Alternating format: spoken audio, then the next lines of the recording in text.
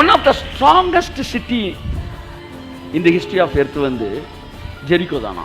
இந்த எரிகோ பட்டணத்தின் மதில் ரெண்டு அடுக்காக கட்டப்பட்டிருந்தது. 2 அடுக்கு. இதுல இருந்து ஒரு 5 அடி உயரமாகி அடுத்து ஒரு இது போகுது. அந்த மாதிரி தான் எரிகோ பட்டணத்தின் மதில் இருந்துச்சு. மதில் வந்து 20 அடி, காவல் கோபுரம் 30 அடி, அகலம் வந்து 7 அடி. ஒரு சேரட்டு போகும், ஒரு சேரட்டு வரும், மதில் மேலேயே போலாம். அப்பேற்பட்ட ஒரு பெரிய அரணிப்பான ஒரு நகரம் தான் எரிகோ. மதில் இருக்கும்பா அப்படின்னு நீங்க என்ன சொல்லுவீங்க? மதில் இருக்கும், கர்த்தரே சொல்லிட்டாரு, அதனால மதில் இருப்பது தேவனுடைய சித்தம் நீ பேசுற.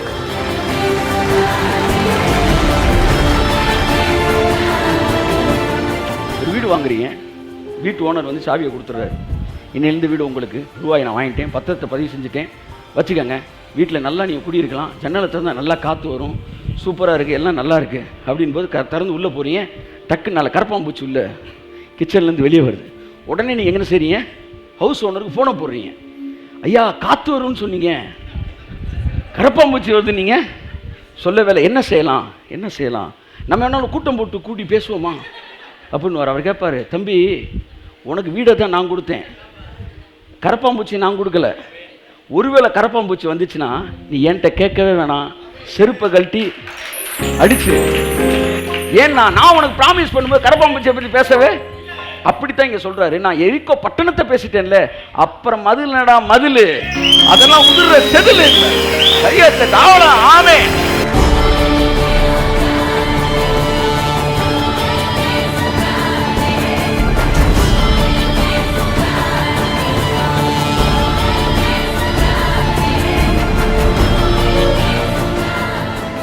அதனால கானான தரேன்னு சொன்ன உடனே செங்கடல் தான் கானான தரேன்னு சொல்லிட்டேன்லடா. அப்ப கானான தொடுற வரைக்கும் குறுக்க எது வந்தாலும் என் பெர்மிஷனே எல்லாம் அடித்து தகர்த்துரு. எனக்கு தேவன் வைத்திருக்கிற ஆசீர்வாதத்துக்கு தடையா எது வந்தாலும் அது நிர்மூலமாக்கப்படும், அது நொறுக்கப்படும். மலையே வந்தாலும், எனக்கு குறுக்க ஒரு மலையே நின்றாலும், மலைகள் இருப்பது தவறல்ல, ஆனால் என் வழிகளில் அது இருக்கும் என்றால் அது நகர்ந்தே ஆக வேண்டும்.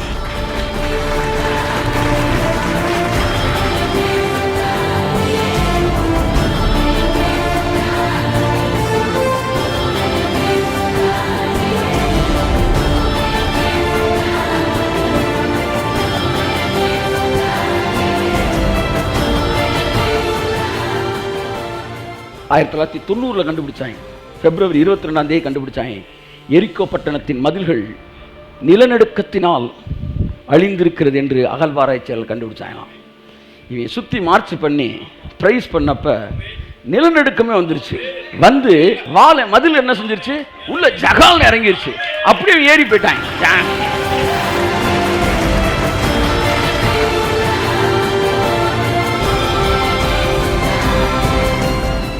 7 நாள் எப்போவுமே இந்த மைண்டில் இருக்கிற அந்த அரண் இருக்கு பார்த்தீங்களா, இது பிறந்ததுலேருந்து தேவையில்லாததை கேட்டு கேட்டு அண்ட்ரஸ்டு ஸ்டோன்ஸை வச்சு கட்டியிருப்பாங்க.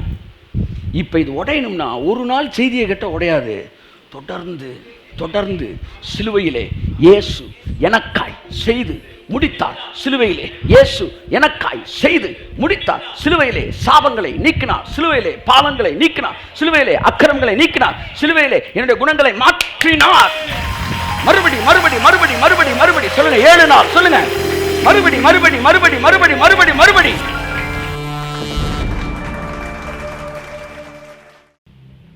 Praise God. Okay.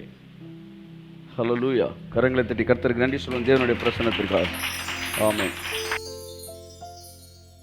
Praise God. Hallelujah. So இந்த மாலை நேர பைபிள் ஸ்டடிக்கு உங்களை அன்புடன் நான் வரவேற்கிறேன். உங்கள் எத்தனை பேர் தேவனுடைய வார்த்தையை கேட்பதிலே ஆசீர்வாதம் இருக்கிறது என்று விசுவாசிக்கிறீர்களாமே? கர்த்தருடைய ஆவியானவர் இன்றைக்கு என்னிடத்தில் சொன்னார், என்னுடைய வார்த்தையை கேட்பதிலே எவ்வளோ ஆசீர்வாதம் இருக்கிறதோ அப்படியே என்னுடைய பிரசன்னத்தில் அமர்வதிலும் உனக்கு ஆசீர்வாதம் இருக்கிறது. ஸோ இந்த இன்னொரு பகுதியை நீ மறந்துடாத. நீ ஆலயத்துக்கு போகும்போது வார்த்தையை கேட்டு ஆசீர்வதிக்கப்படுவதற்காக மட்டும் போகாத. அங்கே நீ போய் உட்கார்ந்துருந்துட்டு வந்தாலே உன்னை நான் ஆசீர்வதிப்பேன். கைத்தட்டுங்க ராமே. அந்த மனநிலையை மறந்துடவே கூடாது. Traditional people they are following it. அவன் அதை கரெக்டாக அந்த வார்த்தையை கேட்டு அதில் ஆசீர்வாதம்ன்றதெல்லாம் அவன் யோசிக்கிறதே கிடையாது. பட் என்னன்னா அங்கே போய் உட்காந்து எந்திரிச்சு ஒரு ஆசீர்வாதம். But it works. அது அவனுக்கு வேலை செய்கிறது. ஆனால் நம்ம இந்த எக்ஸ்ட்ரீம் வந்துட்டு வார்த்தையை கேட்குறதுல ஆசீர்வாதம் நினைக்கிறோம். ஆனால் ஒன்று சொல்லவா உங்களுக்கு, வார்த்தையில் எவ்வளோ ஆசீர்வாதம் இருக்கிறதோ அப்படியே அவருடைய பிரசன்னத்தில் ஆசீர்வாதம் இருக்கிறது. கையை தட்டுங்க, ஹல்லேலூயா. அந்த திராட்சை ரசம் அவர் நிழலுக்கு தான் வந்துச்சான். வந்த தண்ணி நிழலுக்கு வந்தோன்னு திராட்சை ரசம் மாறிடுச்சு. நீ எத்தனை முறை அவர் நிழலுக்கு வருகிறீர்கள், உங்கள் வாழ்க்கையில் மாற்றம் எப்படி இல்லாமல் போகும் என்று நான் கேட்கிறேன். ஆமென், ஆமென். விசுவாசம் 18ஆம் பாகம் வாசிப்போம். எபிரேயர் 11ஆம் அதிகாரம் 30ஆம் வசனம். விசுவாசத்தினாலே எரிகோ பட்டணத்தின் மதில்கள் 7 நாள் சுற்றி வரப்பட்டு விழுந்தது. நல்ல பிதாவே, ஆண்டவரே, இந்த வார்த்தைகள் எங்களை போஷிக்கட்டும். எங்கள் வாழ்க்கையில் இருக்கிற எல்லா மதில்களும் உடைய தொடங்கட்டும். ஆசீர்வதித்து அனுப்புகிறேன் இயேசுவின் நாமத்தில் பிதாவே, ஆமென். ஃபெய்த் அண்ட் ஜெரிகோ வால் என்கிற தலைப்பில் இன்றைக்கு நான் பேச விரும்புகிறேன். வாசிப்போம். விசுவாசத்தினாலே எரிகோ பட்டணத்தின் மதில்கள் 7 நாள் சுற்றி வரப்பட்டு விழுந்தது. ஆமென். விசுவாசத்தினாலே விழுந்தது. எல்லாரும் சொல்லுங்க, விழுந்தது. ஆமென் சொல்லுவோம். விழாத அரண்கள் எல்லாம், நான் சொல்லுகிறேன், உங்கள் வாழ்க்கையில் இதுவரைக்கும் விழாத அரண்கள் எல்லாம், ஜெரிகோ அந்த wall, the oldest fortified city, the oldest protected city in the history of the earth. இந்த உலகத்துடைய ஹிஸ்டரியில் மிக பழமையான ஒரு மிகப்பெரிய வலுவான நகரம் எதுவென்றால் எரிகோ. அதையே தகர்த்துட்டாங்க நம்மால். விசுவாசத்தினாலே, by faith, it fell down by faith. விசுவாசத்தினாலே வந்து எரிகோ பட்டணத்தின் மதில்கள் விழுந்தது. 7 நாள் சுற்றி வரப்பட்டு விழுந்தது. இன்றைக்கு சில காரியங்களை இதை கனெக்டடாக நான் பேச விரும்புகிறேன். என்னென்ன பேச போகிறேன்னு நான் சொல்ல விரும்பலை. என் ஆவியானவர் அன்னைக்கு ஒரு விஷயம் சொன்னார். நான் வெளிப்படுத்தும் போது ஒரு வரிசையில் வெளிப்படுத்துவேன், அதை பேசும்போது வேறொரு வரிசையில் பேசுவேன் அப்படின்னாரு. இன்றைக்கி என்கிட்ட அதை எழுதி வச்சுட்டேன். இனிமேல் வாழ்க்கை ஃபுல்லாக செய்தி விடுக்கும்போது மறந்துடக்கூடாது. இப்போ பிரச்சனை என்ன வருதுன்னா, அவர் வெளிப்படுத்துகிறப்ப என்ன வரிசையில் வெளிப்படுத்துகிறாரோ, நான் பேசுகிறப்ப அதே வரிசையில் பேச நினைக்கும் போது டிஸ்டர்ப் ஆகுறேன். கர்த்தர் சொல்கிறார், நான் வெளிப்படுத்துகிற வரிசையில் நீ கேட்டுக்க, பேசுகிறப்ப அதை மறந்துடு, நான் வேறொரு வரிசையில் பேசுவேன். அப்படியே ஃபாலோ பண்ணி பிக்கப் பண்ணி வந்துக்கிட்டே இரு. சில மேட்டரை வந்து உனக்கு நான் கொடுத்துருப்பேன், ஆனால் அங்கே பேச மாட்டேன். அதை வந்து ஒரு 3 வருஷம் கழிச்சு வேறு இடத்துல நான் பேசுகிற கூட நீ கொடுத்துருப்பேன். இது கனெக்டட் விஷயங்கள். அதனால் இந்த ஃப்ரேமிங்கிறது நமக்கு ரொம்ப கொஞ்சம் சிக்கலான விஷயந்தான். அதனால் வந்து கர்த்தர் நல்லவர். ஹல்லேலூயா. விசுவாசத்தினாலே எரிகோ பட்டணத்தின் மதில்கள் 7 நாள் சுற்றி வரப்பட்டு விழுந்தது. One of the oldest city in the history of earth. By faith it fell down, it was fallen. Amen சொல்லுவோம்.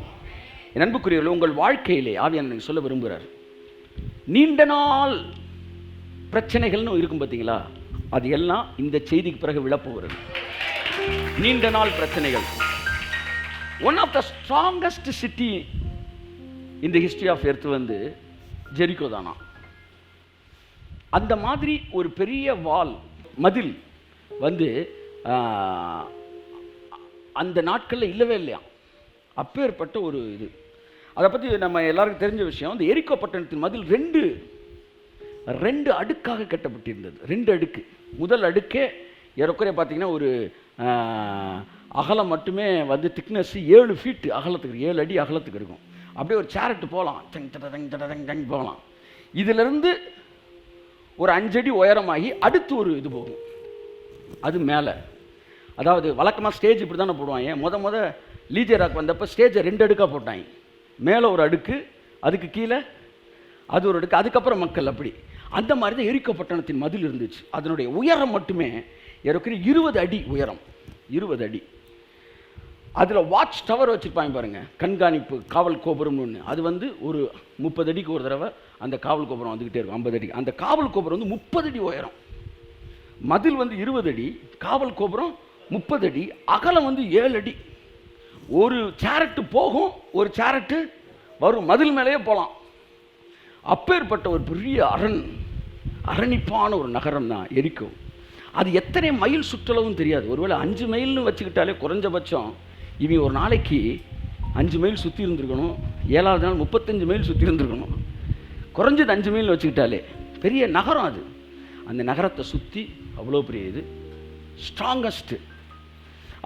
அவன் கட்டினது காரணமே ப்ரொடெக்ஷனுக்கு. வெள்ளங்கள் வந்தால் அதையெல்லாம் தடுப்பதற்காக எதிரிகள் படையெடுப்பில் தடுப்பதற்காக செய்யப்படும். எப்படி சீன பெருஞ்சுவர் கட்டப்பட்டதோ அதுபோல் அந்த நாட்களில் வந்து அவங்க மேலே ஏறி வர்றதுக்குள்ளே மேலே இருந்து ஜகா ஜகா ஜகான்னு போட்டுருவாங்க, பெரிய பெரிய கல்லை போட்டு கொண்டுருவாங்க. அந்த மாதிரி வந்து ஒரு பட்டணம். கர்த்தர் சொன்னார், இந்த எரிகோ பட்டணத்தை நான் உனக்கு தந்துட்டேன் அப்படின்னார். இப்போ இந்த பை ஃபெய்த் எப்படி இந்த பட்டணம் உடஞ்சிச்சு, இந்த மதில்லாம் உடஞ்சிச்சு அப்படின்னு பார்ப்போம், வாசிப்போம். இதை கரெக்டாக தெளிவாக நம்ம வாசிக்கணும். எங்கே போகணும்னா யோசுவா 6ஆம் அதிகாரத்துக்கு போயிட்டா இதை குறித்த விஷயங்களை இன்னும் எலாபரேட்டாக நம்ம பார்க்கலாம். 6ஆம் அதிகாரம் 1ஆம் வசனம் 2ஆம் வசனம் வாசிப்போம். எரிகோ இஸ்ரவேல் புத்திரருக்கு முன்பாக அடைக்கப்பட்டிருந்தது, ஒருவரும் வெளியே போகவும் இல்லை, ஒருவரும் உள்ளே வரவும் இல்லை. 11:30 என்ன இருக்கு? எரிகோ பட்டணத்தின் மதில்கள் எல்லாம் சொல்லுங்க. பட்டணம் விழுந்துச்சா மதில் விழுந்துச்சா? மதில் கொட்டச்சோறு. மதில்கள் 7 நாள் சுற்றி வரப்பட்டு விழுந்தது. மதில்கள் விழுந்தது. ஓகே, இப்போ மனசில் வச்சுக்காங்க, மதில்கள் விழுந்தது. இப்போ இங்கே வாசிங்க 2ஆம் வசனம் வாசிமா. கர்த்தர் யோசுவாவை நோக்கி இதோ எரிகோவையும் அதன் ராஜாவையும் யுத்த வீரரையும் உன் கையில் ஒப்பு கொடுத்தேன். எரிகோவை கொடுத்தேன்னாரு. மதிலை பத்தி அவர் பேசவே இல்லை. எரிகோ பட்டணத்தை தரேன்னாரு. அடுத்து வாசிங்க. யுத்த புருஷராகிய நீங்கள் அனைவரும் பட்டணத்தை சூழ்ந்து ஒரு தரம் சுற்றி வாருங்கள். இப்படி 6 நாள் செய்ய கடவீர்கள். அடுத்து 7 ஆசாரியர் பெட்டிக்கு முன்பாக 7 கொம்பு எக்காலங்களை பிடித்துக்கொண்டு போக வேண்டும். 7ஆம் நாளிலே பட்டணத்தை 7 தரம் சுற்றி வர கடவர்கள். பட்டணம் தான் பேசுறாரு. எல்லாம் சொல்லுங்க. அவர் பேசினதெல்லாம் பட்டணம் தான். எல்லாம் சொல்லுங்க. தேவன் பேசினதெல்லாம் பட்டணம் தான். ஒரு இடத்துல கூட இந்த மதில்னு ஒன்று அவர் பேசவே இல்லை.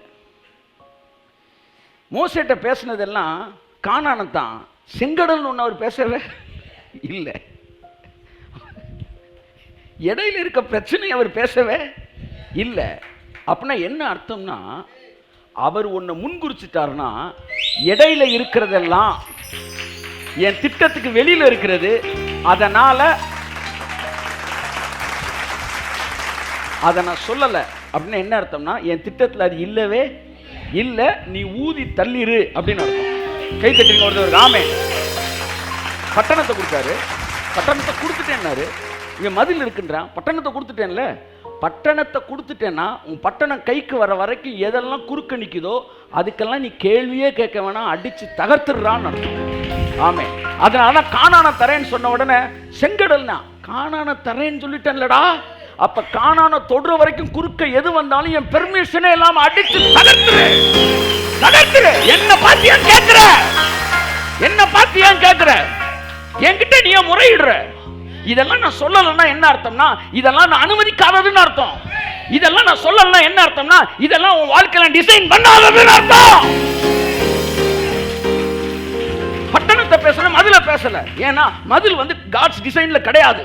டிசைன் இல்லைன்னா அடிச்சு எத்தி தகர்த்துற வேண்டியதான். நான் சொல்ற புரியுதா உங்களுக்கு?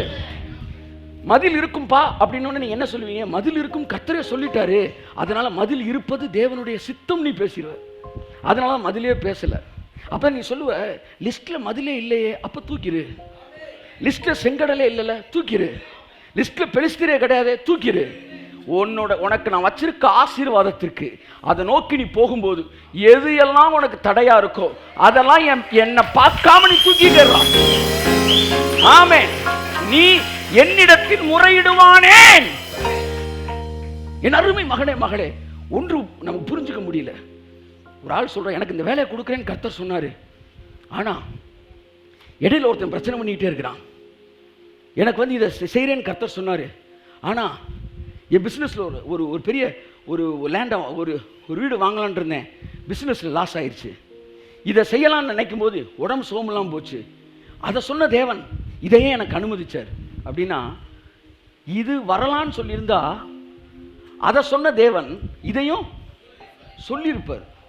இதை சொல்லலைன்னா என்ன அர்த்தம்னா, அவர் போட்ட டிசைன்ல இது இல்லவே இல்லைன்னு அர்த்தம். இப்போ அவர் அனுமதியே இல்லாமல் ஒன்று வாழ்க்கையில் வந்திருக்குன்னா அதை நீ அவர் அனுமதியே இல்லாம அடிச்சு துரத்தலாம் அர்த்தம். ஆமே. கேட்கவே வேணாம். ஏய், தேவன் எனக்கு வேலை தரேன்னு சொன்னாரு, நீ என்ன குறுக்க நிற்க, தூக்குடா அவனை இயேசுவின் நாமத்தில். நான் சொல்ற புரியுதா உங்களுக்கு? தேவன் அதை பற்றி ஏன் சொல்லவே மாட்டேன்றார் தெரியுமா? சொன்னால் அதை சித்தம் நீங்கள் நினச்சிருவீங்க. ஒரு வீடு வாங்குறீங்க, வீட்டு ஓனர் வந்து சாவியை கொடுத்துட்றாரு. இன்னிலேருந்து வீடு உங்களுக்கு ரூபாய் நான் வாங்கிட்டேன், பத்திரத்தை பதிவு செஞ்சுட்டேன், வச்சுக்கோங்க, வீட்டில் நல்லா நீங்கள் குடியிருக்கலாம், ஜன்னலை திறந்தால் நல்லா காற்று வரும், சூப்பராக இருக்குது, எல்லாம் நல்லா இருக்குது அப்படின்போது திறந்து உள்ளே போகிறீங்க. டக்குன்னு நல்ல கரப்பாம்பூச்சி உள்ள கிச்சன்லேருந்து வெளியே வருது. உடனே நீங்கள் என்ன செய்றீங்க? ஹவுஸ் ஓனருக்கு ஃபோனை போடுறீங்க. ஐயா காற்று வரும்னு சொன்னீங்க, கரப்பாம்பூச்சி வருது, நீங்கள் சொல்ல வேலை, என்ன செய்யலாம் என்ன செய்யலாம், நம்ம என்ன கூட்டம் போட்டு கூட்டி பேசுவோமா அப்படின்னு அவர் கேட்பார். தம்பி, உனக்கு வீடை தான் நான் கொடுத்தேன், கரப்பாம்பூச்சி நான் கொடுக்கல. ஒருவேளை கரப்பாம்பூச்சி வந்துச்சுன்னா நீ என்கிட்ட கேட்கவே வேணாம், செருப்பை கழட்டி அடிச்சு. ஏன்னா நான் உனக்கு ப்ராமிஸ் பண்ணும்போது கரப்பாம்பூச்சியை பற்றி பேசவே.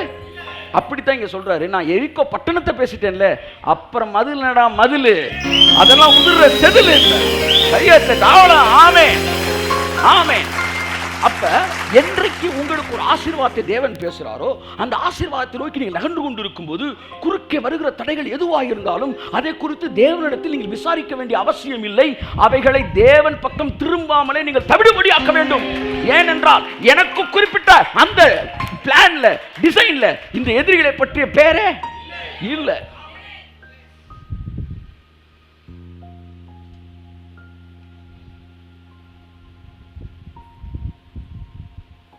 காணான பேசினவர் செங்கடலை பேசலை. இவன் ஓடுறான், போகிற நேரத்தில் செங்கடல் வருது.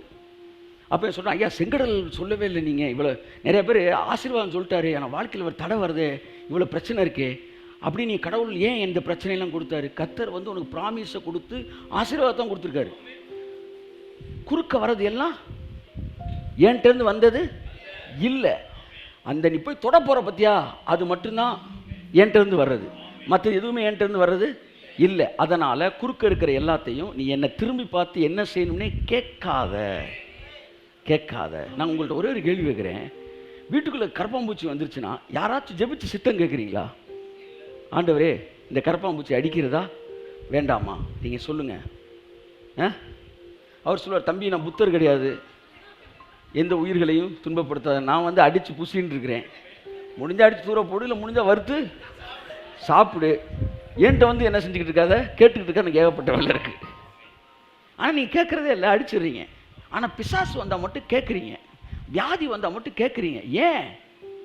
என்னைக்கு நீ வியாதியையும் பிரச்சனையும் தடையையும் ஒரு சாதாரண கரப்பாம்பூச்சியாக நினைக்கிறியோ அன்னைக்கு தேவனை பார்த்து நீ கேட்கவே மாட்டேன், வெளியேறா.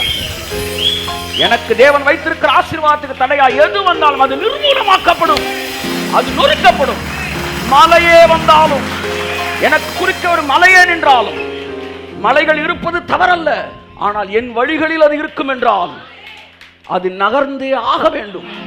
ஆமே, எந்த மலையா இருக்கட்டும், என் பாதையில் இருந்தால் இமயமலையே ஆனாலும் அது தகர்க்கப்பட்டுதான் ஆக வேண்டும்.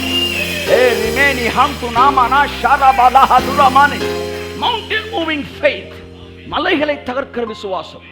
அங்க விசுவாசத்தை பேசும்போது மலையையும், இங்கே விசுவாசத்தை பேசும்போது ஸ்ட்ராங்கான ஒரு சிட்டி வால், அது பேர் என்ன, ஜெரிகோ வால், அதையும் பேசுகிறேன். அப்படின்னா என்ன அர்த்தம்னா, இந்த ரெண்டும் எவ்வளோ ஸ்ட்ராங்காக இருக்கோ அதை விட ஸ்ட்ராங்கானது தான் உனக்கு நான் கொடுத்த ஃபெய்த்து, அதை விட ஸ்ட்ராங்கானதான் என்னுடைய குணம், என்னுடைய கேரக்டர், என்னுடைய ஃபெய்த்ஃபுல்னஸ், என்னுடைய உண்மை, அதை விட ஸ்ட்ராங்கானது. வானமும் பூமியும் ஒழிந்து போகும். நான் சொன்ன வார்த்தை இந்த மலையெல்லாம் மாறினாலும் மாறாது. அந்த வார்த்தையோடு நீ இணைஞ்சிட்டினா மலையோட நீ ஸ்ட்ராங் ஆயிடுற. அந்த விஷயங்கள் தகர்க்கப்படும். இன்னைக்கு ஒரு முடிவு எடுக்கணும். நீங்கள் எல்லாருக்கும் சொல்கிற விஷயம், கடவுள் எனக்கு ப்ராமிஸ் கொடுத்தார் சார், ஆனால் எதுக்கு சார் இதெல்லாம் வருது? ஆசீர்வாதத்தை நான் கொடுக்குறேன், பிரச்சனையை அவன் கொடுக்குறான், உடைக்கிறது நீ உடைச்சிடு, இதுதான் டீலே. ஆமாம், என் வேலையை நான் செய்கிறேன், அவன் வேலையை அவன் செய்வான், உன் வேலையை நீ செஞ்சிரு. இதில் போயிட்டு நீ திரும்ப என்கிட்ட கேட்க வேண்டிய அவசியம் இல்லை. என்னைக்கு நான் உனக்கு சொன்ன லிஸ்ட்டில் இது இல்லையோ அப்போ அது அங்கே இருக்கக்கூடாது. அவ்வளோதான், இருக்கக்கூடாது. ஒரு லேண்ட் வாங்குகிறோம், பேங்க்காரன் சொல்கிறாரு, சார் அந்த லேண்டில் வந்து இவர் வந்து இவருடைய இடம் இவ்வளோ உள்ளே வருது சார் அப்படின்னு சொன்னால், அவர் உள்ளே வந்தாருன்னா நான் அமைதியாக தான் இருக்கணும், ஏன்னா பேங்க் சொல்லியிருக்காரு. ஆனால் இது எனக்கு தான் சொல்லிடுச்சு பேங்க்கு, அந்த லேண்ட் ஓனர் சொல்லிட்டார் அப்படின்னா அந்த இடத்துக்கு எவன் வந்தாலும் நான் பேங்க்கிட்ட கேட்க வேண்டியதில்லை. அவர் கேட்பார், நான் உங்கள்ட்ட என்ன சொன்னேன், அது உங்களுக்கு தான் சார் சொந்தம், அவ்வளோதான் சார், அதுக்கு மேலே எவனும் வரவே கூடாது. அப்போ எனக்கு சொந்தம்னு சொல்லிருச்சுன்னா, இப்போ இவனுக்கு சொந்தம் இல்லை, இவன் வருவான்றதை சொல்லலைன்னா என்ன அர்த்தம்னா அவன் வரக்கூடாதுன்னு அர்த்தம். நான் சொல்கிற உங்கள் பிள்ளைகளை குறித்து தேவன் வாக்குத்தத்தம் கொடுத்திருப்பார் என்றால் அதற்கு தடையாக இருக்கிற எல்லா எதிர்மறையான காரியங்களும் கிறிஸ்து இயேசுவின் நாமத்தில் இந்த இரவு வேளையில இருக்கக்கூடாது. கையை தட்டு வருகிறவர், கையை தட்டு, இருக்கக்கூடாது. ஏன் எரிக்கோ மதில் இடிந்தது? எரிக்கோ பட்டணத்தை தருவேன் என்று சொன்ன தேவன் மதிலை பற்றி பேசாதனால அது அங்கே இருக்கக்கூடாதுன்னு அர்த்தம். மதிலை உடைக்கிறத பற்றி தான் பேசினார் தேவன். மதிலை நான் தருவேன்னு சொல்லலை, பட்டணத்தை தரேன். அப்போ மதில் அதெல்லாம் செதில்றான்ட்டு போயிருண்டான்ட்டு அதை பற்றி ரொம்ப பேசவே இல்லை. நண்புக்குரியவர்களே, முதலாவது விஷயம் நான் உங்களுக்கு சொல்ல விரும்புகிறது என்னென்னா, தேவன் எப்பொழுதும் உங்களுக்கு ஆசீர்வாதத்தை பேசுவார். வழியில் இருக்கிற தடைகள் எல்லாம் அவர் பேசினார்னா, தேவனே சொல்லியிருக்கார் சார், இப்போ நீதிமானுக்கு வரும் துன்பங்கள் அநேகமாக இருக்கும், ஆனாலும் எல்லாவற்றிலிருந்து கர்த்தர் அவனை விடுவிப்பார்னு சொல்கிறார் இல்லைங்க. இப்போ இந்த வசனத்தை எதுக்குங்க சொன்னார்? நான் விடுவிப்பேன்றது தானங்க சொல்ல வந்தார். சொல்லுங்கம்மா, நீதிமானுக்கு வரும் துன்பங்கள் அநேகமாய் இருக்கும், அது எல்லாவற்றிலிருந்து அவனை நான் விடுவிப்பேன். இந்த வசனம் எதுக்கு சொன்னார்? நான் எத்தனை ப்ராப்ளம் வந்தாலும் விடுவிப்பேன் தானே சொல்ல வந்தார். இந்த வசனத்தை அவன் எப்படி எடுக்கிறான்னா, அவரே சொல்லிட்டார்ல, நீதிமானுக்கு வரும் துன்பம் அதிகமாய் இருக்கும் சொல்லிட்டார்ல, ரெண்டாவது வரிக்கு வரமாட்டேன்றான். அதனால வரும், அதனால வரும். என்னடா சொல்ற? வரும். அவர் என்ன சொன்னார்? நான் அதை அதில் மொழிபெயர்ப்பு எப்படி இருக்கு? நீதிமானுக்கு உண்மையான மொழிபெயர்ப்பு எப்படி இருக்கு? நீதிமானுக்கு வருகிற துன்பங்கள் அநேகமாக இருந்தா கூட, இருக்கும் கிடையாது, இருந்தா கூட, ஒருவேளை அநேகமாக இருந்தா கூட, இவ்வளவு ப்ராப்ளத்தை தீர்க்கிறதான்னு நான் சோர்ந்து போக மாட்டேன். அத்தனையிலே அவன் கூட நின்று அத்தனையில அவனை விடுவிப்பேன். இந்த அநேகன்ற வார்த்தை எதுக்கு சொல்றாருன்னா, அவனுக்கு ஒரு நாளில் 100 பிரச்சனையை எதிரி கொடுத்தாலும் 100ல நான் நிற்பேன்டா, நான் நிற்பேன்டா, நின்று, ஆமா நான் உன்னை விடுவிப்பேன்டா, ஆமா நான் கோட்டு போற உனக்கு பிடிக்கலன்னா போடுவேன்டா, நான் டான்ஸ் போற பிடிக்கலன்னா ஆடுவேன்டா, ஸ்டைலா கெத்தா அப்படின்ற மாதிரி 1000 பிரச்சனை இருந்தாலும் நான் வருவேன்டா, நின்று அத்தனையில் விடுவிப்பேன்டா. ஐயா 100 வரீங்க, 500 1000 நாளும் வருவேன்டா. அதைத்தான் சொல்றாரு. அவர் சொல்ல வந்தது வரும்னு சொல்ல வரல. வந்தா கூட மேபி அப்படிதான் இருக்கு. மேபி ஒருவேளை இருந்தா கூட நான் இருக்கலாம், அது இல்லாமல் இருக்கலாம்.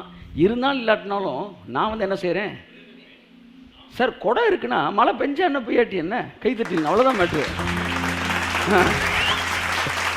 இப்படி சொல்லுங்க சார் ஒரே வரியில், அவ்வளோதான். கொடை இருக்கு, சின்ன மலை இருந்த பெரிய மலை இருந்த போயிட்டே இரு, கர்த்தர் நம்மளை ஆசிரியப்பார். என் அன்புக்குரியவர்களே, 2 சக்ஸஸை நான் உங்களுக்கு லைட்டாக கம்பேர் பண்ணிட்டு உள்ளே போகிறேன். அரண்கள்ன்ற விஷயத்தை நான் உங்கள்கிட்ட பேச போகிறேன். அரண்களை உடைப்பது எப்படி, விசுவாசம் எப்படி, எதோடு எந்தெந்த விஷயத்து பொருட்களோடு தொடர்புடையது அப்படின்னு பேச போகிறேன். அதாவது 7 ஆசாரியர்கள் கர்த்தர் சொல்கிறார். அந்த வசனத்தை வாசிமா. 7 ஆசாரியர் பெட்டிக்கு முன்பாக 7 கொம்பு எக்காலங்களை பிடித்துக் கொண்டு போக வேண்டும். 7 கொம்பு எக்காலங்களை பிடித்துக் கொண்டு போக வேண்டும். 7ஆம் நாளிலே பட்டணத்தை 7 தடவை டேக்ஸ் எழுதுறாரு. இதுல ஒரு ஸ்பிரிச்சுவல் மீனிங் இருக்க இல்லையோ, ஆனா ரொம்ப அதுல ஒரு பியூட்டி இருக்கு. 7 ஆசாரியர் 7 எக்காலம் 7ஆம் நாளிலே 7 தடவை சுற்றி வரணும். 4 தடவை ஒரே வசனத்தில் 7 வருது. 4 7 28. 28னா ஹீப்ரூவில் அது ஒரு மகிமையான நம்பர். இப்போ நமக்கு பர்த்டே 28 இருக்குல்ல, அந்த மாதிரி. 14னா அது என்னது? ஒரு ஜெனரேஷன். 14 தலைமுறை அப்படின்னா அது ஒரு அடுத்த 14ஆம் தலைமுறை. அப்படி இப்படி புதிய ஏற்பாட்டில் முதல் அதிகாரத்தில் 4:14 வருது. அப்போ 14னா அது ஒரு ஜென்ரேஷன், ரைட்டாமா? 3:14 வருது. 3:14 42. 3:14 வருது. முதல் ஒரு 14, அடுத்து ஒரு 14. 28னா ஹீப்ரூவில் டோட்டல் நம்பர்ஸ் 28 நினைக்கிறேன். ஏன்னா டோட்டல் ஆல்ஃபபெட்டிக் 28 22. 28 ஹீப்ரூ அதுக்கு மீனிங் என்னென்னா ஸ்ட்ராங் அப்படின்னு ஒரு நம்பர் இருக்குது, ஒரு மீனிங் இருக்குது. எதையாச்சும் 28 கொண்டு வரலாம்னு விட மாட்டேன்றாங்க. அது சரி பரவாயில்ல, நான் 28 சார். ஆமாம், ஒய்ஃப் 14, என் பையன் 14. ஆமாம், 14 28. நான் வந்துருச்சுல. அப்போ 4 28 இங்கே 28ன்றதுக்கு நீங்கள் போய் பார்த்தீங்கன்னா உபாகம் 28 அதில் வர பிளெஸ்ஸிங்ஸு ரைட் அண்ட் ராங் அப்படின்ற மீனிங் 28க்கு. ஸோ என்னன்னா வந்து இந்த 7 சொல்கிறார், 7 விஷயங்கள் சொல்கிறார். இப்போ யோசுவா வந்து ஒரு பெரிய சக்ஸஸையும் கொண்டு வரான். இதுதான் ஃபஸ்ட்டு யோர்தானுக்கு அப்புறம் நினைக்கிறேன் ஒரு பெரிய கிராண்ட் சக்ஸஸ். இப்போ இந்த வெற்றியையும் மோசே ஒரு வெற்றி பண்ணான். ரெவிதீமிலே யாரோட போரிட்டான்? அமலேக்கியரோடு போரிட்டான். அது ஒரு சக்ஸஸ். மோசே ஓல்ட் டெஸ்டமெண்ட்டுக்கு என்னது? ஓல்ட் டெஸ்டமெண்ட்டுக்கு நிழல். இவன் வந்து நியூ டெஸ்டமெண்ட்டுக்கு நிழல். ஜாஷ்வானா காட் இஸ் மை ஸ்ட்ரென்த் அப்படின்னு அர்த்தம். பவுல் சொல்கிறார்ல, நான் அல்ல கிறிஸ்துவே, அவர் தான் என் பலன். இதெல்லாம் வந்து ஜாஷ்வா. மோசேனா ஜலத்திலிருந்து பிறந்தவன். ஜலம் என்பது உலகம், உலகத்திலிருந்து பாவத்திலிருந்து பிறந்தவன். ஸோ இங்கே எல்லாமே வந்து மனித பலத்தில் போகுது, இங்கே எல்லாமே தேவ பலத்தில் போகுது. இங்கே எல்லாமே கையை தூக்குனா நடக்கும், இங்கே எல்லாமே காலை வச்சா நடக்கும். கை தட்டுங்க போது வருது. செங்கடலுக்கு கையை நீட்டினாங்க, யோர்தானுக்கு காலை வச்சாங்க. பழைய ஏற்பாடெல்லாம் கையை தூக்குனா நடக்கும், புதிய ஏற்பாட்டில் அதிகாரத்தில் காலை தூக்கி கழுத்தில் வச்சா நடக்கும். அதனால் நீங்கள் பழைய ஏற்பாட்டு ஸ்டைலில் கையை தூக்கக்கூடாது, அது மோசே ஸ்டைலு. புதிய ஏற்பாட்டு ஸ்டைலில் காலை வைக்கணும், அது யோசுவா ஸ்டைல். எழுப்புதல் நேரம் அல்லோ இது யோசுவாவின் காலம்னு தீர்க்க தரிசனமாக எழுதியிருக்கிறாங்க. ஆனால் யோசுவாவின் காலம் மோசையின் காலம் அல்ல. மோசையின் காலம் நியாயப்பிரமாணத்தின் காலம். யோர்தானை தாண்டிய பிறகு கம்ப்ளீட்டாக ஜாஷ்வா. யோர்தான் என்பது மரணம் என்பதற்கு அடையாளம். யோர்தான்லாம் ஞானஸ்தானம் கொடுக்குறாங்க. அப்போ ஞானஸ்தானத்தை தாண்டிட்டாலே அதுக்கப்புறம் ஓல்ட் டெஸ்டமெண்ட் கிடையாது. அங்கே பார்த்தீங்கன்னா அவன் கையை தூக்குறான். கையை தூக்குனா என்ன கிடைக்கும்? வெற்றி. கையை இறக்குனா சொல்லுங்க, ஆமாம், புரிகிற மாதிரி சொல்கிறேன். மோசே கையை தூக்குனா நொங்கு, கீழே இறக்குனா சங்கு. அப்போ ஜபம், ஜப வாழ்க்கை. என்ன வாழ்க்கை? இப்படி சொல்லு, ஜப வாழ்க்கை. ஜப வாழ்க்கை. இந்த ஜப வாழ்க்கை மேலே வந்துச்சுன்னா வெற்றி மேலே வரும். ஒரு நாள் கீழே போயிடுச்சுன்னா அன்னைக்கு எல்லாமே தலைகீழ நடக்கும். இப்படி ஒரு வாழ்க்கை உங்களுக்கு இருக்குன்னா அது பழைய உடன்படிக்கையின் வாழ்க்கை. கையை தூக்குனா வெற்றி, இறக்குனா தோல்வி. ஆனால் அந்த அதிகாரத்தை வாசிக்க நேரம் இல்லை, அதனால் நிறையா பேச வேண்டியிருக்கு. ஆனால் யோசுவாட்ட சொன்னப்போ மோசேட்ட சொன்னார், நான் கையை தூக்கி நிற்கும் போது உனக்கு வெற்றி கிடைக்கின்றான்னு, கை இறங்கும்போது தோல்விடான்னு. ஆனால் இங்கே சொன்னார், நான் உனக்கு இந்த பட்டணத்தை கொடுப்பேன் அப்படி சொல்லவே இல்லை. வாசிமா 6:2 எப்படி சொல்கிறாரு?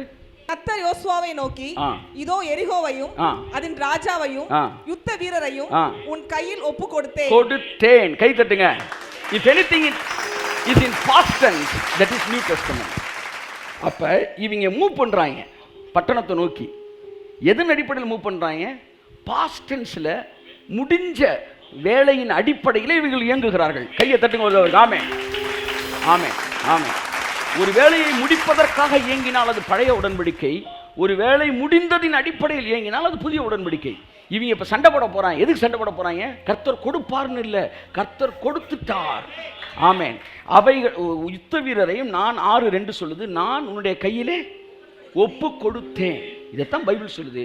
அவருடைய தழும்புகளால் நீங்கள் சுகமானீர்கள். கை தட்டுங்க. சுகமானீர்கள். It is past tense. Past tense. Whenever we move on the past tense, that is what faith. முடிந்ததிலே இயங்கும் போது அதற்கு பெயர் விசுவாசம். எதிர்காலத்தில் இயங்கும் போது அதற்கு பெயர் நம்பிக்கை. கடந்த காலத்தில் முடிந்ததின் அடிப்படையில் இயங்கும் போது அதற்கு பெயர் விசுவாசம். விசுவாசம் என்பது நம்பிக்கை விட மேலான ஒரு வலுவான ஒரு வார்த்தை.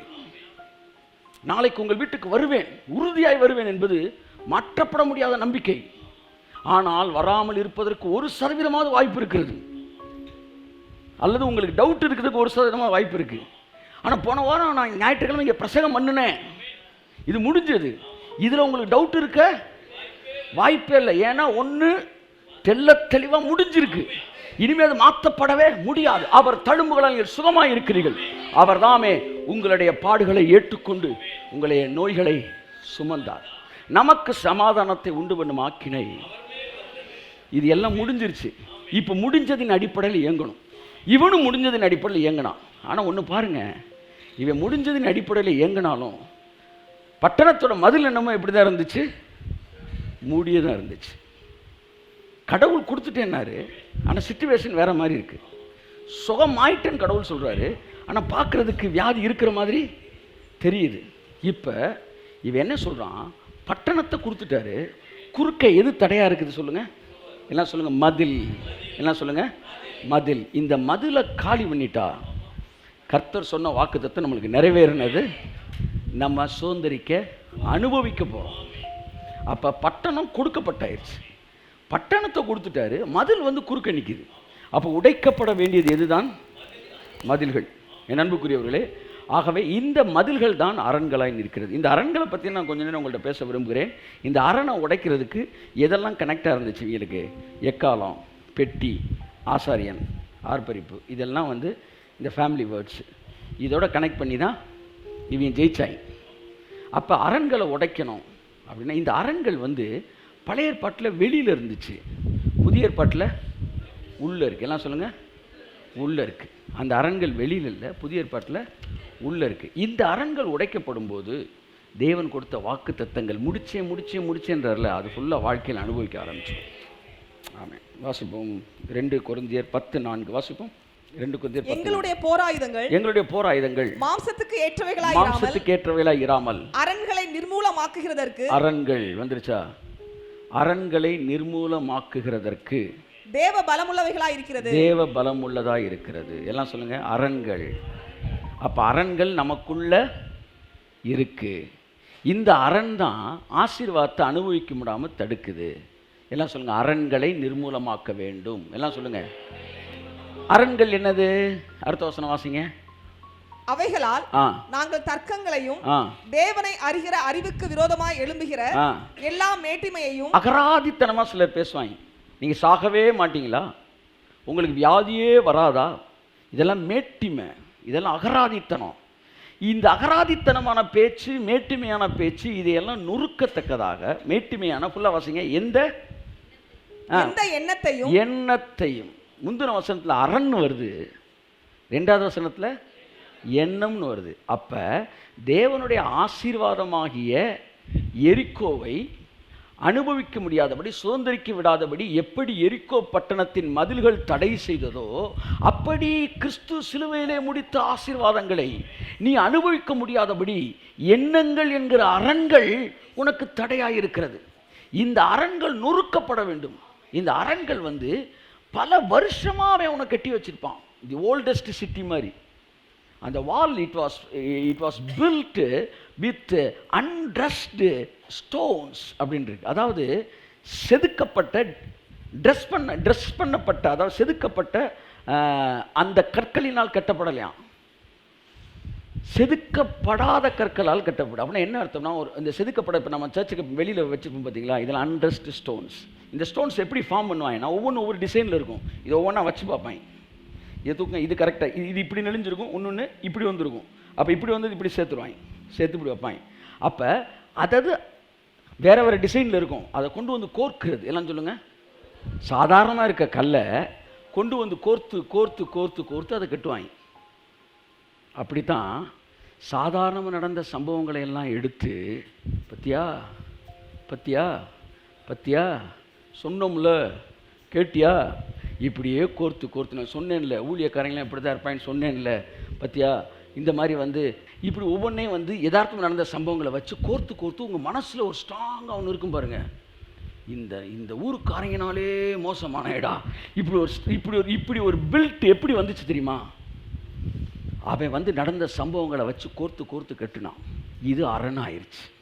இந்த வியாதி வந்தால் செத்தே ஆவாங்க அப்படின்னு 100 இன்சிடென்ட்டை வச்சு உனக்குள்ள ஒரு அரணை கட்டியிருப்பான். கர்த்தர் சொல்லுவார், என் தழும்புகளாலே சுகமாக்கப்படும் வியாதி கிடையாதுடா, எல்லா வியாதியும் நான் சுகமாக்கிட்டேன்டா என்று அவர் சொல்லும்போது இந்த அரண் சொன்ன இல்லை. ஏன்னா நூற்றுக்கணக்கான கல்லுனால கட்டப்பட்டிருக்குது. இன்சிடென்ட்ஸ் உள்ள கோர்த்து இருக்கு. இந்த எண்ணங்கள் நொறுக்கப்பட வேண்டும். எல்லாம் சொல்லுங்க, எண்ணங்கள்னா அரண்கள். காலகாலமாக ஒன்று புரிஞ்சுக்கிட்டேன் நான், என்னுடைய அனுபவத்தில் நான் கண்டுபிடிச்சது. பிசாசு பிடிக்கிறவர்கள், பிரச்சனைக்குரியவர்கள், இவரெல்லாம் கூர்ந்து கவனிக்கும் போது யாரை அதிகமாக ஆக்கிரமிக்கிறானா, அதிகமாக சிந்திக்கிறவர்களே அதிகமாக டெவில் பொசஸ்ட் ஆகிறாங்க. இதை கேட்கிற லட்சக்கணக்கான பேருக்கு இந்த ஆசீர்வாதமான ஒரு ரகசியத்தை சொல்கிறேன். டெவில் பொசஸ்ட் வந்து எங்கே வருதுன்னா, people who are thinking deeply unnecessarily. ரொம்ப யோசிக்கிறான்ல, அவன்கிட்ட எளிதாக பிசாசு உள்ள வரான். ஆனால் யோசிக்காம அப்படியே நம்புறான் பாருங்களேன், அவன்கிட்ட உள்ள நுழையிறதுக்கு அப்படியே அவன் திணறான் பிசாசு. கர்த்தருக்கார பார்த்துக்குவாரா, கர்த்தருக்கார பார்த்துக்குவாரா, கர்த்தருக்கு கையை தட்டி கர்த்தருக்கார், கர்த்தருக்கார், கர்த்தருக்கார், கர்த்தருக்கார், கர்த்தருக்கார், கர்த்தருக்கார், கர்த்தருக்கார் சொன்ன உடனே சட்டு சட்டு சட்டு அவன் கால் வைக்க முடியாம வெளியேறிடுறான். ஆமா ஆமான்னும் போது அவன் அப்படியே உள்ள வரான். அதெல்லாம் பைபிள் சொல்லுது, நீங்கள் மாம்சத்தினால் நடத்தப்பட்டால் நீங்கள் மாம்சத்துக்குரியவர்கள், ஆவியினால் நடத்தப்பட்டால் நீங்கள் மாம்சத்துக்குரியவர்கள் அல்ல. அப்ப எப்பவுமே தேவனுடைய வார்த்தையின் அடிப்படையில் நாம் இயங்க வேண்டும். வார்த்தையின் அடிப்படையில் இயங்க வேண்டும். எதன் அடிப்படையில் அல்ல? சிந்தனையின் அடிப்படையில் அல்ல. இப்ப தேவனுடைய வார்த்தைக்கு விரோதமாக எழும்புகிற சகலவித எண்ணங்களையும் நீங்கள் சிறைப்படுத்த முடியும். ஆமா, அந்த அரண்கள் வந்து பாருங்க மிகப்பெரிய வந்து கல்லுகளால் கட்டப்பட்டதாக இருக்கலாம். ஆனால் கர்த்தருடைய வார்த்தை டைனமைட் மாதிரி, ஒரு வெடி வச்சா அத்தனை அந்த அரண்கள் என்ன செஞ்சிடும்? நிர்மூலமாயிடும். கர்த்தருடைய ஆவியானவர் சொன்னார், தேவன் சொன்னார் வந்து அவங்களை பார்த்து 7 தினம் சுற்றி வா. 7வது நாள் 1990 கண்டுபிடிச்சாங்க. பிப்ரவரி 22 கண்டுபிடிச்சாங்க. எரிக்கோ பட்டணத்தின் மதில்கள் நிலநடுக்கத்தினால் அழிந்திருக்கிறது என்று அகழ்வாராய்ச்சியாளர்கள் கண்டுபிடிச்சாங்களாம். இவன் சுற்றி மார்ச் பண்ணி ப்ரைஸ் பண்ணப்ப நிலநடுக்கமே வந்துருச்சு. வந்து சிட்டி அப்படியே உள்ள இறங்கி, சிட்டி இல்லை வாழை மதில் என்ன செஞ்சிருச்சு? உள்ள ஜகால் இறங்கிருச்சு. அப்படியே ஏறி போயிட்டாங்க, அப்படியே ஏறி போயிட்டாங்க. அப்ப நல்லா பாருங்க, விசுவாசம், விசுவாசத்தோடு தொடர்புடையது. எதெல்லாம் விசுவாசத்தை ஹெல்ப் பண்ணுது நான் பேசுறேன். ஆனா விசுவாசம், தேவனுடைய வார்த்தை தேவன் கொடுத்துட்டாரு, அதுல இணைஞ்சிருங்க. தேவன் என்ன ஆசீர்வதிக்கிறேன்னு சொல்லிட்டாரு. என் சபை பெருகும் கர்த்தர் சொல்லிட்டாரியா, அவ்வளவுதான். நீ 1000 பேசியா, நாங்க பிரிகிட்டு தான் இருப்போம், அவ்வளவுதான். I never bother about these all things. அப்போ வார்த்தையோடு இணைக்கப்பட்டவனுக்கு ஆச்சா எவ்வளவு எண்ணங்கள் வந்து அரணா இருந்தாலும் நொறுங்கிரும், நொறுங்கிரும். எதுவுமே அவன் கண்ணுக்கு தெரியக்கூடாது, வார்த்தை தான் தெரியணும். அதான் அந்த வில்வித்தைக்கு வந்து கூட்டு வந்து அது ஒரு கதை. அதில் வந்து அவனை கூட்டிகிட்டு வந்து இன்னொருத்தனை கூட்டு வந்து 2 பேரில் ஒருத்தர் தான் நான் செலக்ட் பண்ண போகிறேன். இப்போ வில்வித்தை நான் உங்களுக்கு சொல்லித்தர போகிறேன். பாரு, அந்த தூரத்தில் ஒரு மரம் இருக்கா? ஆமாம் மரம் தெரியுது சார். மரத்தில் ஒரு களை தெரியுதா? அவன் வில்லை வச்சு ரெடியாக நிற்கிறான். தெரியுது. எதை சார் அடிக்கணும்னு சொல்லுங்கள். இப்போ நான் சொல்கிறேன், நீ கரெக்டாக அடிச்சுன்னா உன்னை வந்து நான் செலக்ட் பண்ணிடுறேன். மரம் தெரியுதா? தெரியுது. களை தெரியுதா? தெரியுது. அதில் ஒரு குருவி கூடு தெரியுதா? தெரியுது. அதில் ஒரு குருவி தெரியுதா? ஆமாம் தெரியுது. அதுக்கு கீழே ஒரு முட்டை தெரியுதா? ஆமாம், அதைத்தான் தூக்கணும். ஆனால் நீ ஃபெயிலியர்ன்ட்டார், நீ ஃபெயில்டு. என்ன சார் சொல்கிறீ? எல்லாம் தெரியுதுல, எல்லாம் தெரியக்கூடாதுடா போடா, நீ வேடான்னாரு. மரம் தெரியுதான்னு அவன் தெரியல. கிளை தெரியுதா? தெரியல. கூடு தெரியுதா? தெரியல. குருவி தெரியுதா? தெரியல. முட்டை தெரியுதா? அது மட்டும்தான் தெரியுது. நான் யூ ஆர் செலக்டட்னா. கிரிட்டிக்ஸ் தெரியுறாங்களா? தெரில. என்னமோ பேசுகிறாங்களே, கேட்குதா? கேட்கல. இப்படி சொல்கிறாங்களே, தெரியுதா? தெரியல. சபை பெருக தெரியுதா? அது மட்டும்தான் தெரியுது, அது மட்டும்தான் தெரியுது. You are selected. கையை தட்டு. உன் பிள்ளைகளை குறித்து வாக்கு தத்தம் தெரியுதா? தெரியுது. வேற எதுவும் தெரியுதா? தெரியல, தெரியல. என் பிள்ளைகள் கர்த்தரால் போதிக்கப்பட்டு இருப்பார்கள், நீதிமானின் சந்ததி பூமியிலே பலத்திருக்கும். இது மாத்திரம் தான் எனக்கு தெரிகிறது. ஆமென். அது மட்டும் தான் தெரியும், எதுவும் தெரியல. இந்த மாதிரி வார்த்தையோடு இணைக்கப்பட்டிருக்கும் போது அரண்கள்லாம் உடைதான். இந்த அரண்களை நிர்மூலமாக்குகிறதற்கு பவுல் சொல்றாரு. எது நிர்மூலமாக்குது? எண்ணங்களை. வாசிங்க அந்த வசனத்தை திரும்ப. 2 கொரிந்தியர் 10:4 வாசிங்க. எங்களுடைய போராயுதங்கள், எங்களுடைய போராயுதங்கள் மாம்சத்துக்கு ஏற்றவைகள். எரிக்கோ பட்டணத்தின் மதில்கள். மதில்கள் என்பது நீங்க வெளியிலே கிடையாது, எல்லாம் உள்ள இருக்கு. இந்த அரண்களை பத்தி நான் ஏற்கனவே நிறைய எடுத்திருக்கிறேன். இன்னைக்கு நான் உங்களுக்கு இதை பத்தி பேச விரும்புறேன். இந்த அரண்கள் எப்படி நிர்மூலமாக போகிறது? வாசிங்க. எங்களுடைய போராயுதங்கள் மாம்சத்துக்கு ஏற்றவைகளாய் இராமல் அரண்களை நிர்மூலமாக்குகிறதற்கு, இந்த அரண்கள் நிர்மூலமாக்குகிறதற்கு தேவ பலமுள்ளவைகளாய் இருக்கிறது. தேவ பலம். எல்லாம் சொல்லுங்க. தேவ பலம் வந்தா தான் இந்த அரண்லாம் உடையும். மனுஷ பலம்ல இந்த அரண் உடையவே உடையாது. தேவ பலம் என்பது என்ன? ரோமர் 1:16 வசனத்தை எடுத்து வாசித்தீர்கள் என்றால் தேவ பலம் என்ன என்றதை நீ பார்த்துடலாம். அதை வச்சுட்டு அதை நொறுக்கணும். எல்லாம் சொல்லுங்க. தேவ பலத்தை வச்சுட்டு நொறுக்கணுமா? தேவ பலம் என்றால் என்ன? அதை பார்த்துட்டீங்கன்னா அதை தூக்கி, அந்த வெடியை தூக்கி வச்சுட்டீங்கன்னா கையை தட்டி கொடுத்து. ஆமென். அந்த வெடியை தூக்கி வைக்கணும். தேவ பலம்ன்ற வெடி என்ன? 1:16 வாசிங்க. கிறிஸ்துவின் சுவிசேஷத்தை, கிறிஸ்துவின் சுவிசேஷம் 2000 வருஷங்களுக்கு முன்பா இயேசு என்னுடைய எல்லா அக்கிரமங்களையும் சிலுவையிலே சுமந்து என் வியாதிகளையும் என் சாபங்களையும் என் பாவங்களையும் சுமந்து தீர்த்தார். ஆகையால் நான் எந்த விதத்திலும் பாதிக்கப்பட வேண்டிய அவசியம் இல்லை. கரங்களை தட்டி ஆமென். என்கிற அந்த சுவிசேஷம். வாசிங்க.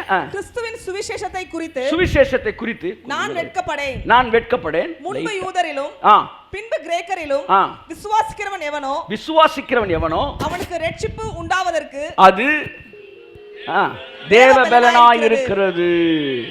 அப்ப தேவ பலன் எது? சுவிசேஷம். உங்க என்ன சொல்லும், உன் வாழ்க்கையில் இதெல்லாம் எதுக்கு வருதுன்னா எதுக்கும் வர வேண்டாம், தேவ பலனை வச்சு நொறுக்கணும். தேவ பலன் எது? சுவிசேஷம். இயேசு முடிச்சது. சிம்பிளாக சொல்கிறேன், உன் வாழ்க்கையில் 1000 காரணத்தை சொல்லி பிரச்சனை கொண்டு வரதை பற்றி பிசாசு பேசுவான். நீ ஒரே காரணத்தை சொல்லி அதை அடித்து தகர்க்கணும். அது என்னன்னா, இயேசு எனக்காக சிலுவையிலே எல்லாவற்றையும் செய்து முடித்தார். கையை தட்டி திரும்ப திரும்ப திரும்ப திரும்ப இயேசு எனக்கு செய்து முடித்ததினால் என் வாழ்க்கையில் இதெல்லாம் நடைபெற வேண்டிய அவசியம் இல்லை என்பதை திரும்ப திரும்ப திரும்ப திரும்ப நீ சொல்லும்போது இந்த அரண்கள் நிர்மூலமாகுது.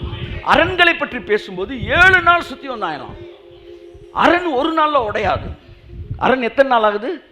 By faith for 7 days. 7 நாள்.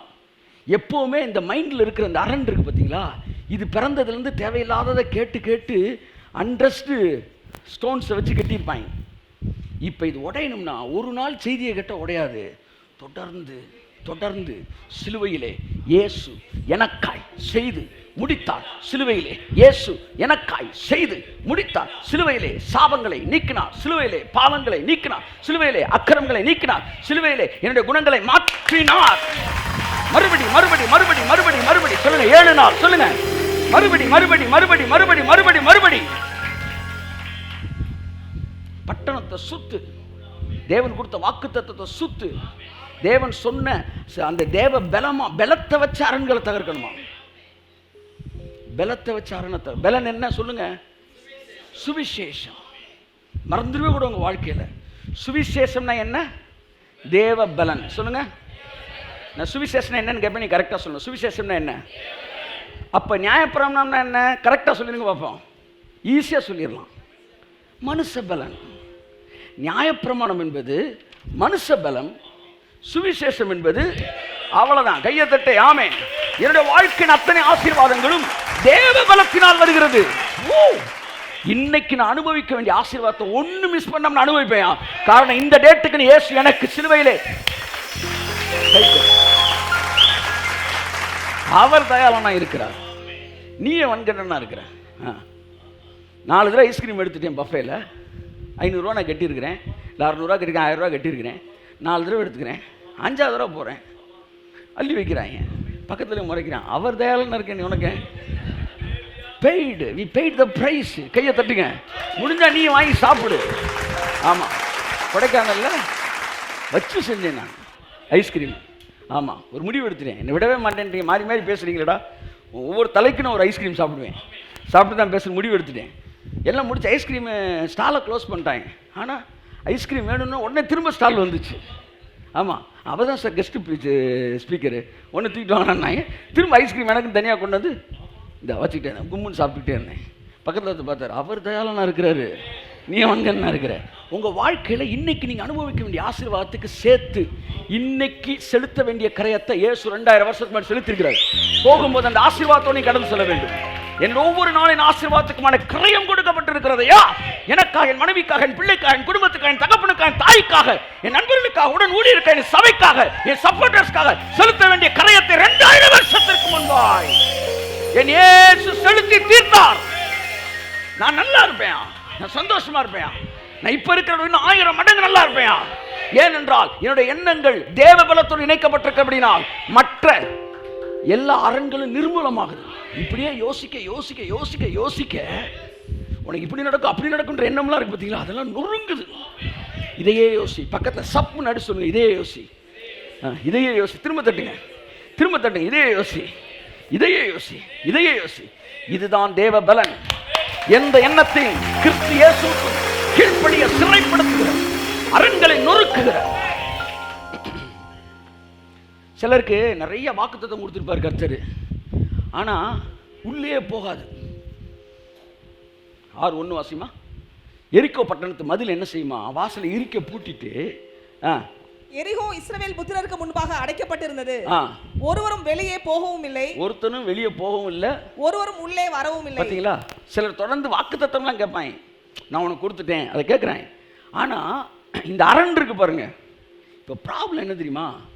ப்ராமிஸ் வந்து உள்ளே இருக்க பட்டணத்தை பற்றி, ஆனால் அரண் வந்து என்ன செய்யுது? பெரிய ப்ராமிஸை கேட்டு சர்ச்சையாக செஞ்சுட்டு ஒருத்தன் மட்டும் அப்படின்னா அப்படின்ற மாதிரி நான் ஏன்னா வந்து அரண் வலுவாக பூட்டி இருக்குன்னு அர்த்தம்.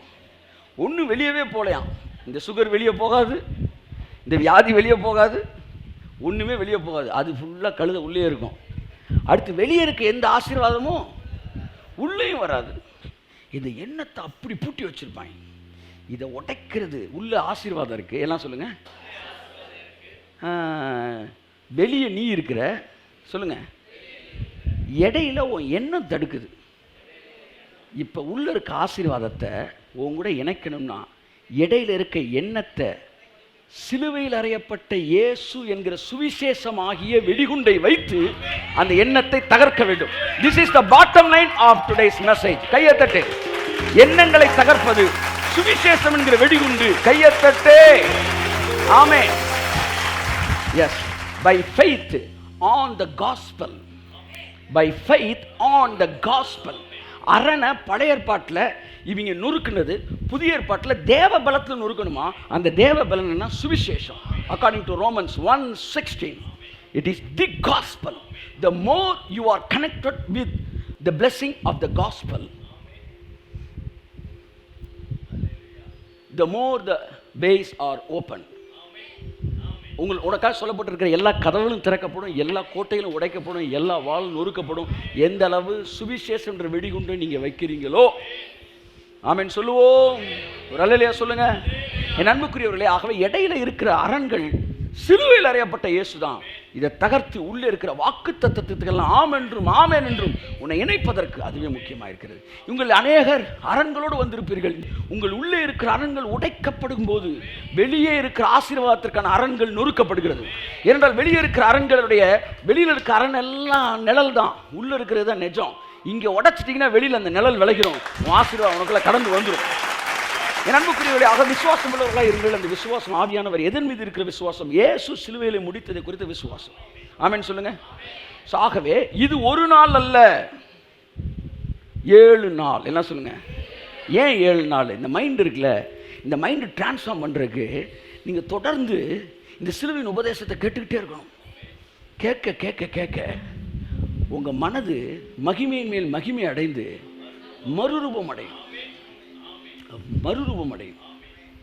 அப்போ மனது புதிதானதான் மறுரூபம் அடைய முடியும். அதனால தான் சொல்கிறது, சிலுவையை குறித்த உபதேசத்தை நீங்கள் கேட்க வேண்டும். கேட்க கேட்க இந்த அரண்கள் எல்லாம் உடைஞ்சு ஈஸியாக நீங்கள் ஆசீர்வாதத்தை சுதந்திரிக்க முடியும். எங்கே பாருங்கள், என்ன வேணாலும் நீங்கள் சர்ச்சுக்கு வர ஆளாக இருக்கலாம், உங்கள் மைண்டு சிலுவையின் உபதேசத்தை நம்பணும். ஆமாம், பாவிகளுக்காக ரத்தம் சிந்தின இயேசுவை நீங்கள் விசுவாசிக்கணும். திரும்ப திரும்ப ரிலீஜியஸ் மைண்ட் இருந்தால் உங்களுக்கு அந்த ஆசீர்வாதம் கேட்டுக்கிட்டே தான் இருப்பீங்க, உள்ளே போகாது. என்னைக்கு வந்து இயேசு கிறிஸ்து பாவிகளின் பாவங்களை ஏற்றுக்கொண்டு